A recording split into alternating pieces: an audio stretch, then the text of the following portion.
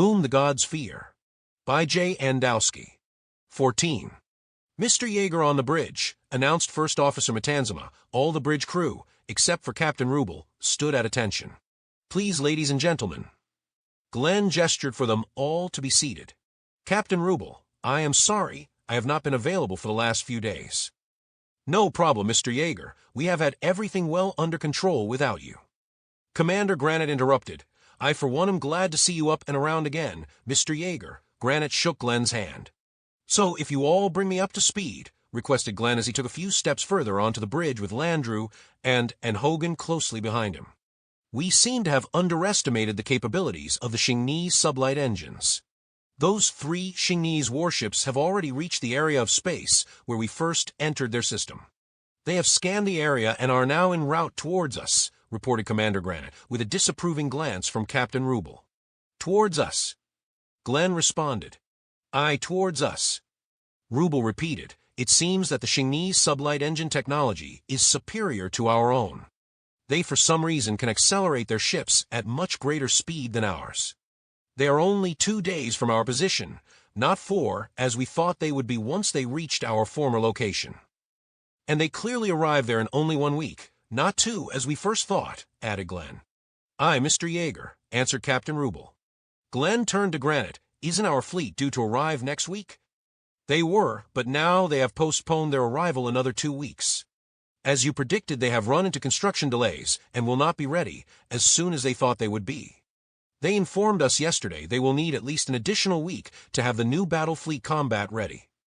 So, at least another 2 weeks before they even reach us? So any plans to jump out of here before the Xingni warships arrive at our present location? Asked Glenn. The EGG has ordered us to first pull up stakes on the surface. They don't want us to leave any of our technology behind for the Xingnis. Commander Granite answered. How long would it take to get everyone up from the surface? At least 2 days, responded Captain Mahan. Have you started to break down the surveillance station? Glenn turned to Captain Mahan. No, sir, not yet. Why not? Glenn questioned, extremely concerned. We are under orders to gather as much information as we can up to the last minute. That sounds like we are cutting it very tight. Too tight if something unforeseen happens. Never forget Murphy's Law. If something can go wrong, it will. Glenn explained to the uniformed men. If their ships in sublight are able to reach double our acceleration, it means we cannot outrun them unless we can make a jump. Aye, but our D-mass generator will be ready to make a hyperjump any time we want, answered Ruble. If nothing foreseen goes wrong, mentioned Glenn, Captain Mahan, start your breakdown of the station now. Get those people off the surface in jump time. Glenn then turned to Captain Ruble. I want us out of this system as soon as they are all on board. Aye, Mr. Yeager. Glenn was summoned to the D-mass generator hyper-engine control room located in the heart of the Marco Polo. Glenn entered with Landru. He approached the observation window and stood alongside Dr. Verne and Lieutenant Commander Wdowski. Below them, they overlooked the 3-story high clean room that housed the D-mass generator hyper-engines and one of the Polo's cold fusion reactors. The second reactor was located to the stern of the ship, where it gave power to the sublight engines and all the other ship's systems. As Glenn peered down at the hyper-engine room, he could not help but think how ironic it was that this modern interstellar engine room, cleaner than any medical operation room, was the descendant of the coal dust-covered steamship engine rooms of 19th century. He reflected how the grease-covered ship's engineers of those first engine rooms were long gone. Glenn watched the Polo's clean-suited engineers work alongside maintenance robots on the D-mass generator as if they were attentive monks over a holy relic. He asked Wdowski and Verne as he continued to watch the work below them. What's the problem? Wdowski and Verne turned from the observation glass to face Glenn.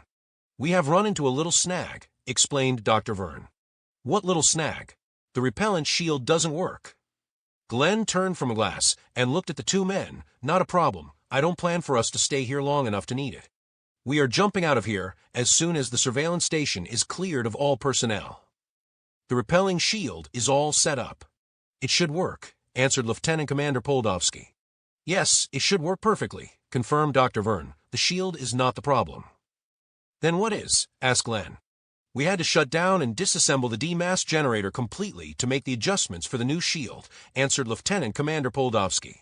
So, it will be 12 hours at least before we can restart the D-mass generator. The engineers and maintenance droids are at this very moment finishing up the reassembling of the D-mass generator. Once they do complete that, it will be another 24 before the generator will be able to refigure for another jump, explained Dr. Vern. I thought you said you would have this all up and ready before we even jumped into the Shing system, questioned Glenn. You know we will have 3 Shingese warships on top of us in less than a day and half. Aye, Mr. Yeager, we know, answered Lieutenant Commander Wdowski. We ran into some unforeseen snags in the adaptation for the repelling shield. We thought we had 2 weeks before the Shingese would even arrive here, and we were so close to completing the new shield. Why didn't Captain Rubel report to you that the Shingese were approaching at a much faster rate than he first thought? He did, but we had already shut down and taken apart the D-mass generator. We are just now making the final adjustments to put all back together again, answered Wdowski. The good news is the shields will be ready in 12 hours, added Dr. Vern, trying to give a brighter outlook to their situation. Let's hope your shields work. We may have to test them under Shingese fire. Frustrated, Glenn silently turned away from them, heading for the exit. Both men could feel Glenn's disappointment in them. It sunk deeply in their hearts. Don't worry, Mr. Yeager, they will. Wdowski tried to reassure Glenn. Glenn stopped just as Landru opened the hatch for him and turned to face the 2 men. I have confidence that you will not let me and the rest of the crew down. We won't, and we'll double our efforts to get the D-mass generator online in a hyper-jump's time, responded Dr. Vern. Glenn stepped out and Landru closed the hatch after them.